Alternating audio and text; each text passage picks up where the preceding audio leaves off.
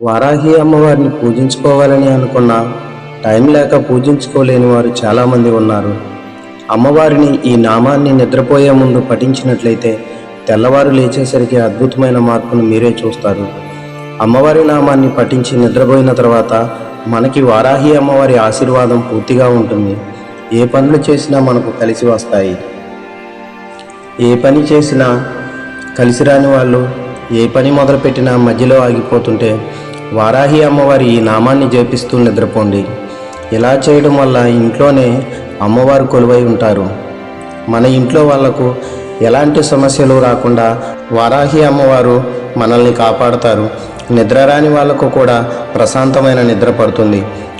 తెల్లవారిన తర్వాత చాలా ప్రశాంతమైన జీవితాన్ని మొదలు పెడతారు.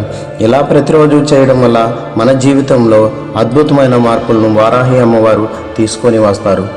అపరాజిత అపరాజిత అపరాజిత అని అమ్మవారి నామాన్ని పఠించి నిద్రపోతే అమ్మవారి కటాక్షం లభిస్తుంది. ఎలాంటి పూజలు చేయలేమని అనుకున్నవారు వారాహి అమ్మవారి ఈ ఒక్క నామాన్ని అపరాజిత అపరాజిత అని అనుకుంటూ నిద్రపోవాలి. మనసు పెట్టి అమ్మవారి నామాన్ని పిలిచినట్లయితే మనకు అంతా శుభమే జరుగుతుంది. ప్రతి ఒక్కరూ అమ్మవారి నామాన్ని పఠించి ఫలితంతో పాటు అమ్మవారి ఆశీస్సులు పొందండి.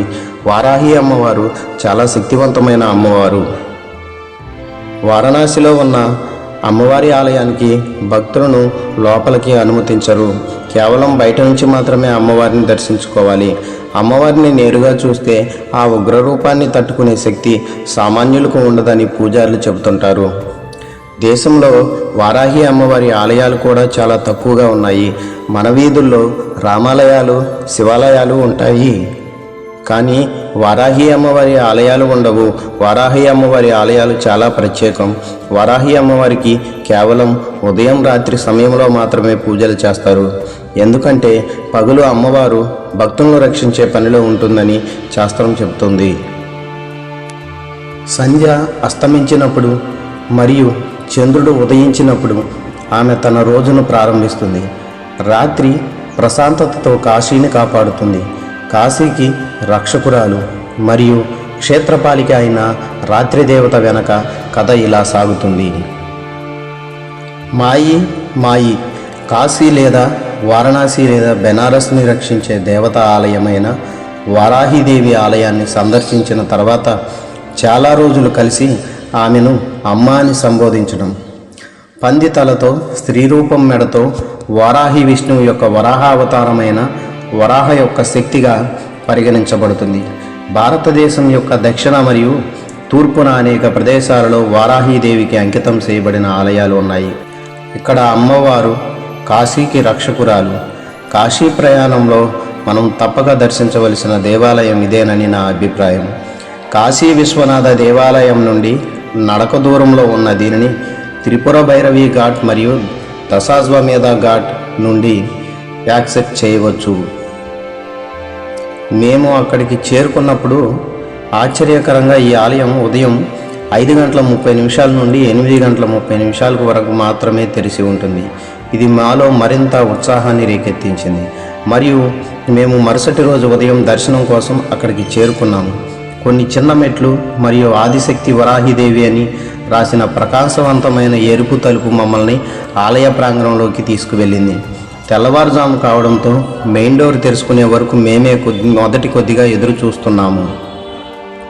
స్థానికులు తమ రోజువారీ పనుల కోసం బయలుదేరే ముందు ఉదయం ఆమెను పూజించడం ద్వారా వారి రోజును ప్రారంభించడం రోజువారీ ఆచారం. కాబట్టి ఈ ప్రదేశంలో రద్దీగా ఉంటుంది.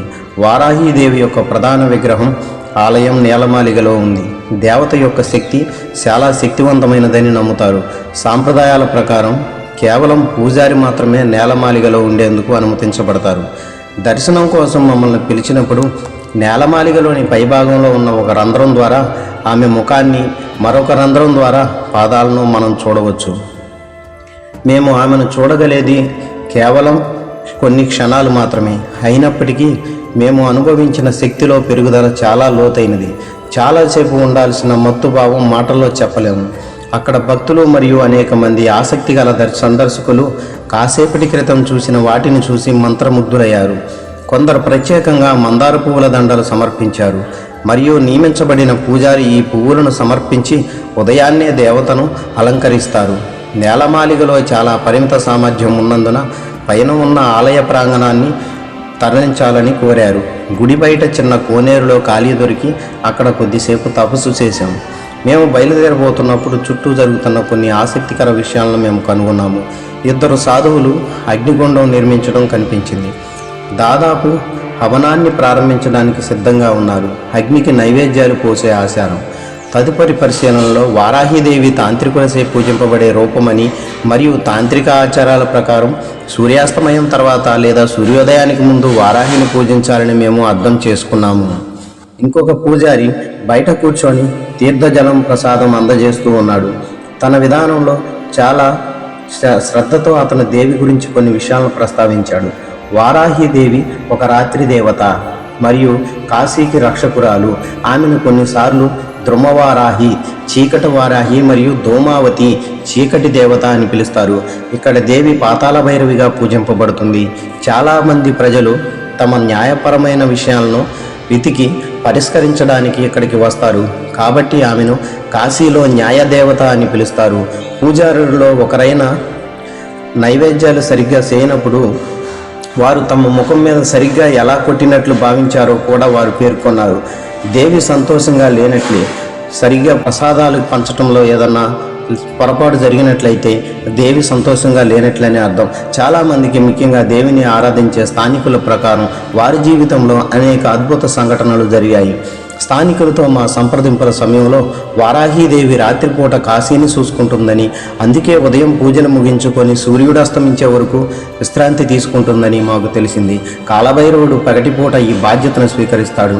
ఇక్కడ మాయీ వారాహి తన భక్తులకు న్యాయం చేయడమే కాకుండా ఆధ్యాత్మిక నగరమైన కాశీని కూడా కాపాడుతుంది. మేము వెళ్ళేటప్పుడు గుడి బయట ఉన్న స్థానికుల పూల విక్రేత నుండి ఒక చిన్న కథ వినడం జరిగింది. కొన్ని ఆరోగ్య సమస్యల కారణంగా తన కుమార్తె కోమాలోకి వెళ్ళిందని, ఆమెను రక్షించడం కష్టమని వైద్యులు చెప్పారు. వైద్య చికిత్సలపై ఆశ కోల్పోయిన తర్వాత ఆమె దేవిని వేడుకుంది మరియు ఆమె కుమార్తె కొద్దిసేపట్లో కోలుకుంది. ఇది వారాహి మాత అనుగ్రహం అని ఆమె నమ్ముతుంది. ఈరోజు కూతురు పూర్తిగా కోలుకొని ఉన్నత చదువులు చదువుతుంది.